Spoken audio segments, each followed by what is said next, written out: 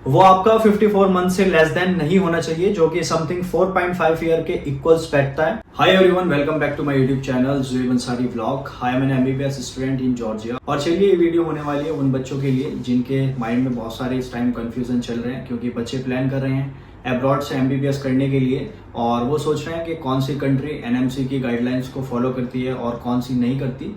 और इन सारे डाउट्स को आज मैं क्लियर करने वाला हूँ इस वीडियो में। बने रहिए हमारे साथ और बिना किसी टाइम स्पेंड करे हम लेके चलते हैं आपको आगे की ओर। मैंने कुछ एनएमसी की साइट से कुछ डॉक्यूमेंट्स निकाले हैं जो कि एनएमसी की गाइडलाइन कहती है कि इस कंट्री से अगर आप एमबीबीएस करते हो तो वो फुलफिल करनी चाहिए या नहीं करनी चाहिए। और चलिए देख लेते हैं सबसे पहले एनएमसी की कौन सी गाइडलाइन है एमबीबीएस अब्रॉड को लेके। मैं बता दूं आपको कि सबसे पहले जो हमारे लिए कंपलसरी होने वाला है इंडियंस के लिए, वो NEET is compulsory and it is valid for 3 years. और आपको पता होगा कि अगर आपने नीट दिया है समथिंग 2022 में तो वो वैलिड है आपका 2024 तक। और इसके लिए एक कंडीशन ये है कि आपने अगर बीच में 2022 से 2024 के बीच में आपने एक बार और नीट का एग्जाम दिया है तो आपका जो लेटेस्ट वन होगा वो वाला एक्सेप्टेबल होगा, ना कि आपका 2022 वाला। और आपने 2022 से 2024 के बीच में कोई भी नीट नहीं दिया, जो आपका 2022 वाला होगा वो एक्सेप्टेबल होगा एमबीबीएस अब्रॉड को लेके। और चलिए नेक्स्ट गाइडलाइन की ओर मैं आपको लेके चलता हूं, जो कि होने वाली है कोर्स ड्यूरेशन से रिलेटेड। मैं आपको बता देता हूं, एनएमसी ये कहती है अगर आप कोई सी भी कंट्री या कोई सी भी यूनिवर्सिटी अब्रॉड में चूज करते हैं तो उसमें कोर्स ड्यूरेशन और विद इंटर्नशिप कितना टाइम पीरियड होना चाहिए।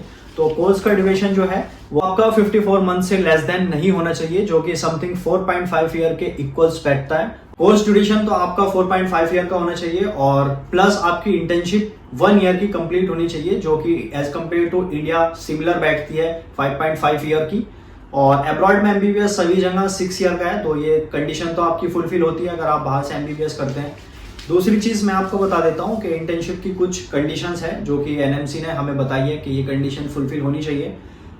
इंटर्नशिप में आपको थियोरेटिकल, प्रैक्टिकल और क्लिनिकल ये तीनों चीजें आपको स्मूथली आनी चाहिए। और आपको जहां भी आप एमबीबीएस कर रहे हैं, जौन से भी कॉलेज से, यूनिवर्सिटी से, वो यूनिवर्सिटी आपको ये तीनों चीज इंटर्नशिप में कराती हो, जब भी आप जाके एक अच्छी इंटर्नशिप कर पाओगे उस यूनिवर्सिटी से। और चलिए नेक्स्ट गाइडलाइन की ओर मैं आपको लेके चलता हूँ, जो कि है एज से रिलेटेड। और आपकी एज, अगर बाहर आप एमबीबीएस अब्रॉड से एमबीबीएस करना चाहते हैं तो आपकी मिनिमम एज जो है वो 17 ईयर होनी चाहिए, इससे कम होनी नहीं चाहिए, नहीं तो आप वैलिड नहीं है बाहर जाने के लिए।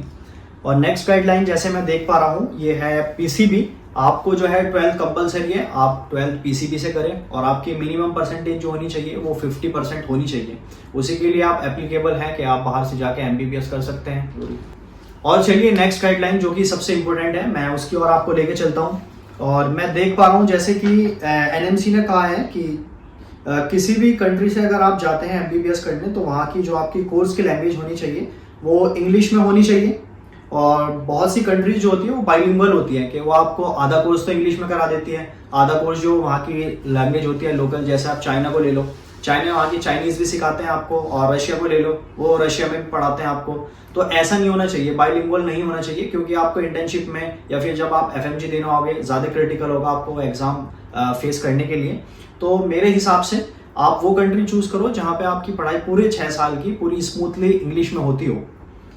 और दूसरी कुछ कंट्रीज ऐसी हैं जो कि आपको वहां से अगर आप एमबीबीएस करते हैं तो आपको इंडिया में आके एफएमजी नहीं देना, कहीं भी कोई एंट्रेंस एग्जाम नहीं देना। मैं बता देता हूँ कौन कौन सी कंट्रीज है ऐसी। पहली मैं देख पा रहा हूँ जैसे ऑस्ट्रेलिया है, कनाडा है और न्यूजीलैंड है, यूके है, यूएसए है। यहाँ से अगर आप अपना एमबीबीएस कंप्लीट करते हो तो कहीं भी जाके आपको कोई एंट्रेंस एग्जाम नहीं देना। आप सब जगह सारी कंट्रीज में एप्लीकेबल हैं, वहाँ पे जाके आप प्रैक्टिस कर सकते हैं। और ये कंट्रीज से अगर आप कर लेते हो तो मैं ये कहता हूँ कि आप एक बहुत अच्छे डॉक्टर बनोगे और आपको सैलरीज का भी कोई इशू नहीं रहता। इन कंट्री से करने के बाद आप एक बहुत अच्छी सैलरीज गेन कर सकते हैं। और अगर आप किसी भी अनदर कंट्री से करते हो अपना एमबीबीएस कंप्लीट, तो आपको अगर यूके में जाते हो तो यूके का एग्जाम होता है एक एंट्रेंस एग्जाम, उसको कहते हैं प्लेब। और यूएसए में जाते हो तो आपको यूएसए में जाके वहाँ का एक कंट्री का अपना एग्जाम होता है जिसको बोलते हैं यूएस असेंबली। वहाँ पे जाके आपको वो क्लियर करना है, उसी के बाद आप वहाँ पे जाके लाइसेंस मिलेगा, वहाँ पे जाके आप प्रैक्टिस कर सकते हो, उससे पहले आप कर ही नहीं सकते। मैंने सारी गाइडलाइंस एनएमसी की आपको बता दी है और मैं फिलहाल हूँ जॉर्जिया में, मैं यहाँ से एमबीबीएस कर रहा हूँ। तो मैंने आने से पहले सारी गाइडलाइन एनएमसी की पढ़ी थी और मुझे आज मौका मिला क्योंकि काफ़ी सारे बच्चों की क्वेरीज ये आ रही थी कि भैया जॉर्जिया की कुछ यूनिवर्सिटी ऐसी है या जॉर्जिया ऐसा है कि वो WHO और NMC की गाइडलाइन फॉलो करती हैं या नहीं करती हैं। तो मैंने ये वीडियो उन्हीं बच्चों के लिए बनाई है जिनके इस टाइम पे आगे जब एग्जाम होने का, रजिस्ट्रेशन होने का टाइम आता है, बहुत सारे कन्फ्यूजन रहते हैं। तो मैंने ये सारी चीजें आपको, सारी कंडीशंस बता दी है, कौन कौन सी कंडीशन वो कंट्री फुलफिल करनी चाहिए, उसी के बाद आप वहां पे जाके एडमिशन लें। तो मैंने जॉर्जिया जो चूज करी थी वो इसलिए करी थी क्योंकि जितनी भी NMC की गाइडलाइन है वो जॉर्जिया फुलफिल करती है, और यहाँ पे जो आपका कोर्स का लैंग्वेज होती है वो टोटली आपकी इंग्लिश में होती है। ऐसा नहीं है आपको जॉर्जियन में पढ़ाएंगे या किसी अनदर लैंग्वेज में पढ़ाएंगे, वो आपको पूरे ही कंप्लीटली आपका विद इंटर्नशिप आपको इंग्लिश में पढ़ाएंगे। अगर आपका जो MBBS का कोर्स है वो इंग्लिश में होता है किसी भी कंट्री में जाके, तो आपको बेनिफिट्स ये मिलने वाला है कि आपकी जो 6 ईयर की पूरी कंप्लीट पढ़ाई होगी वो पूरी इंग्लिश में होगी, क्योंकि हम इंडियंस हैं तो हमने अपनी मदर टंग हिंदी सीखी है या फिर इंग्लिश सीखी है। अगर हम यहाँ आके जॉर्जियन सीखने लगे या कोई और सी लैंग्वेज किसी भी कंट्री में जाके सीखने लगे तो ज्यादा डिफिकल्ट होगा हमारे लिए एज कम्पेयर टू इंग्लिश और आवर मदर टंग। तो मैंने इसलिए चूज करा है कि जॉर्जिया एक अच्छी कंट्री है, और मैं यही सजेस्ट करूंगा आपको बच्चों को कि ज्यादा कंफ्यूजन में ना रहें। मैंने आपके सारे कंफ्यूजन आई होप सो इसमें क्लियर कर दिए हैं। तो जॉर्जिया को आप चूज करें, जो भी अच्छी यूनिवर्सिटीज हैं जॉर्जिया की उनको चूज करें। तो मैं यही सजेस्ट करूंगा इन द लास्ट आपको कि आप वो कंट्री चूज करें जिसमें आपका 6 ईयर का कोर्स कंप्लीटली पूरा इंग्लिश में होता हो। मैं आपको जैसे बता दूं, रशिया और चाइना में जो होता है वो बाइलिंगुअल होता है, तो वहां पे आपको जाके थ्योरेटिकल में और इंटर्नशिप में जाके आपको थोड़ी सी प्रॉब्लम होने वाली है, और इंडिया में आके भी थोड़ा कहीं ना कहीं आपको प्रॉब्लम फेस करनी ही पड़ेगी। तो आप जो भी कंट्री चूज करें वो ऐसी कंट्री चूज करें जहाँ पे आपका कोर्स की लैंग्वेज टोटली 6 ईयर के इंग्लिश में हो। मैं जॉर्जिया को प्रेफर करना चाहूंगा इसीलिए 6 ईयर की पढ़ाई जो होती है वो इंग्लिश में होती है। और जैसे मैं कुछ कंट्रीज आपको बता देता हूँ जिसमें टोटली इंग्लिश में होती है, जैसे जॉर्जिया है, आर्मेनिया है, सर्बिया है, कजाकिस्तान है, और भी काफी सारी कंट्री पे आपको ये दिखा रहा हूँ। इसमें देख सकते हैं कौन कौन सी कंट्रीज में कौन कौन सी लैंग्वेज में होता है MBBS का कोर्स। और इन द लास्ट मैं आपको यही सजेस्ट करूंगा कि जॉर्जिया आप चूज करें, एक अच्छी अफोर्डेबल कंट्री है, यहाँ पे यूनिवर्सिटीज अच्छे हैं, इंफ्रास्ट्रक्चर अच्छा है, इंटर्नशिप का जो भी लास्ट में होती है वो सबसे अच्छी होती है। यहाँ पे पॉपुलेशन भी ठीक ठाक है, नॉर्मल पॉपुलेशन है, बट क्लिनिकल प्रोसीजर आपका बहुत अच्छा होने वाला है यहाँ से अगर जॉर्जिया से आप MBBS की डिग्री लेते हैं, क्योंकि हॉस्पिटल्स में पेशेंट्स फ्लो बहुत ज्यादा है यहाँ पे। मैं कुताईसी में हूँ फिलहाल, और कुताईसी में जब भी हॉस्पिटल्स में मेरे सीनियर्स की पोस्टिंग लगती है तो वो आके बताते हैं, और मैं हॉस्पिटल्स में भी गया हूँ काफी बार, मैंने वहां पे देखा है कि पेशेंट्स फ्लो बहुत ज्यादा है यहाँ पे।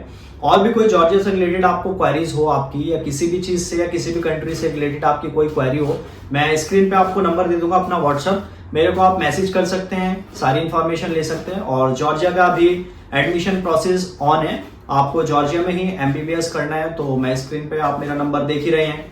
इस पे मुझे अपने 10-12 की मार्कशीट, पासपोर्ट और आपका नीट क्वालिफाइंग रिजल्ट और ये सारे डॉक्यूमेंट आप मुझे इस व्हाट्सएप नंबर पे भेजें। जो भी यूनिवर्सिटी आप चूज करते हैं जॉर्जिया की, मैं उस यूनिवर्सिटी में आपके डॉक्यूमेंट सेंड करूंगा एडमिनिस्ट्रेशन को।